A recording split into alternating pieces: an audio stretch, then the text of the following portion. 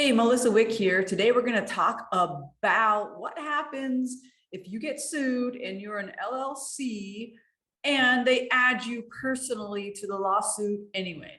So here's the thing. I spend a lot of time talking about all the virtues of becoming an LLC to lots of businesses, right? Because I think you all understand that when you're an LLC, it limits your personal exposure. So things like your personal assets, your house, your bank account, personal investments are not fair game if something goes south and you get sued, right?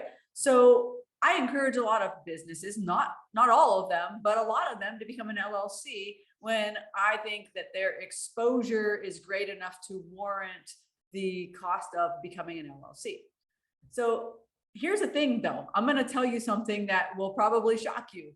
Even if you're an LLC, a lot of times you'll find that you will end up being added personally to a lawsuit, and the plaintiff will try to do something called pierce the corporate veil, right? So they want to get at your personal assets. And so they want to do something called piercing the corporate veil, which is a very goofy, very legal term that I'm going to explain to you so that you can avoid this happening to you. So here's the thing. If you're running your business the way you should be, it's very unlikely that the court would impose personal liability on you if you wind up in a lawsuit.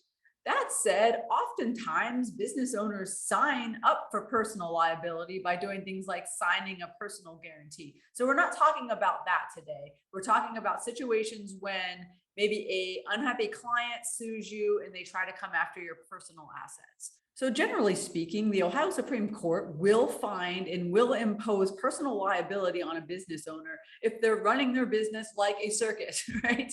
And so I'll be more specific, but like, if you're running your business in such a way that you've been irresponsible with keeping good records, you've exercised such control over the business, but you've not separated your personal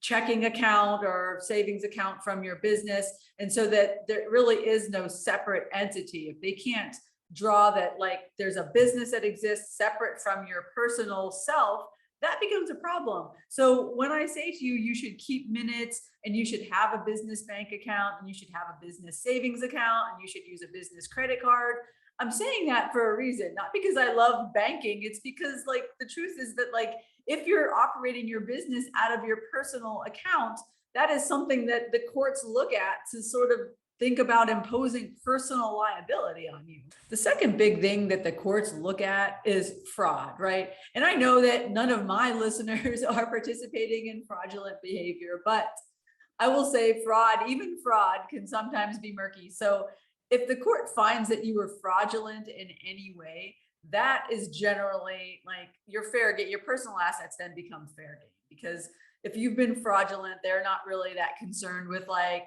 trying to like make sure that you're okay and your personal assets and your personal bank account still remain in your possession. So, that's how the Supreme Court lands on that one. And the third thing that the Supreme Court looks at to determine whether or not they will impose personal liability is whether or not you truly really harmed someone, right? So if it was like a really egregious thing that happened and somebody incurred big time damages, then the court might find that, equity requires that you be personally liable, even if you've, run your business like a proper LLC.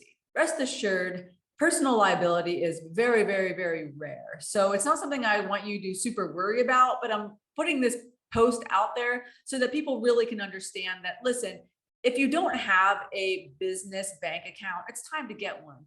Also, if you're not keeping good records, corporate records and minutes, and tracking those meetings, those board meetings you're having or meetings that you're having with your partners and the decisions you're making, that's a big mistake that could cost you in like several ways, but this is just another one of those ways. Again, my name is Melissa Wick. I own Wick Law Offices, a small business law firm here in Columbus, Ohio. My phone number is 614-572-6366, and my email is mwick@mwicklaw.com. Thanks for watching.